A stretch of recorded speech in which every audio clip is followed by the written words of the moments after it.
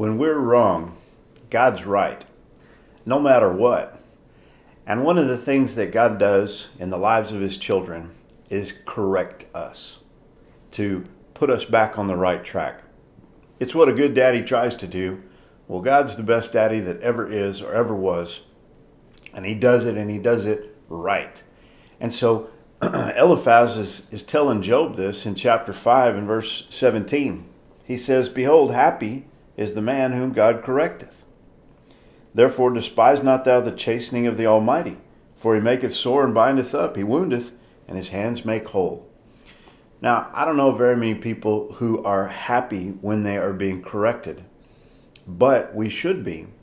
We should be happy when we are corrected by God because he loves us enough to not leave us where we are. Proverbs chapter 3 and verse 11 says, "My son, despise not the chastening of the Lord, neither be weary of his correction. For whom the Lord loveth, he correcteth, even as a father the son in whom he delighteth." So there it is again. God corrects those that he loves. He doesn't just smile and let us do whatever we want. God is not a permissive parent. He is a parent that corrects his wayward children. The Bible picks up on this in the book of Hebrews, and he says in chapter 12 and verse 5, "And ye have forgotten the exhortation which speaketh unto you as unto children. My son, despise not thou the chastening of the Lord, nor faint when thou art rebuked of him. For whom the Lord loveth, he chasteneth, and scourgeth every son whom he receiveth." Well, he's taking that from Proverbs 3. He goes on to talk about this. He says, "If ye endure chastening, God dealeth with you as with sons. For what son is he whom the Father chasteneth not?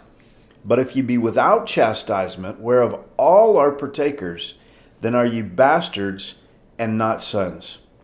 Furthermore, we have had fathers of our flesh which corrected us, and we gave them reverence. Shall we not much rather be in subjection unto the Father of spirits and live? For they verily for a few days chastened us after their own pleasure, but he for our profit, that we might be partakers of his holiness." Now, there it is. The book of Hebrews lays it out for us. God chastens and corrects his children.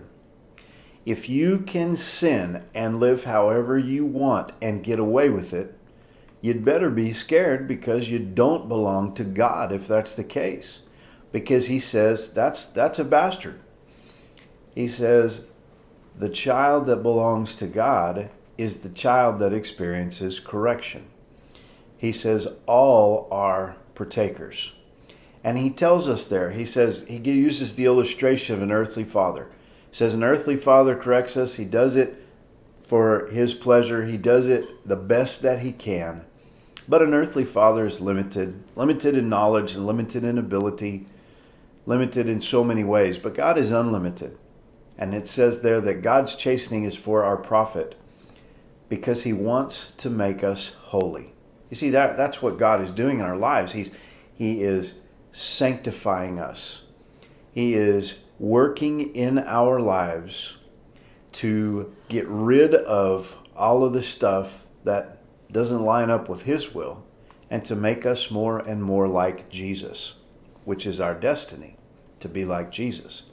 And so what he says is he says, look, you need to look at the chastening of God in a different way. You need to receive it as the loving discipline of a father who wants the very best for you. And that is the way that you need to view it. You know, sometimes when you're chastened, it's not much fun. Being chastened is being corrected, being told that you're wrong, sometimes being disciplined as a result of the wrong decisions that you've made. None of those things are fun, but if you will view it rightly, what it will do in your life is it will say, hey, whatever I did, I don't want to do that anymore. I want to go in a different direction. And that's the whole point. So run to God. He loves you enough to not leave you where you are. God bless you. Hope you have a great day.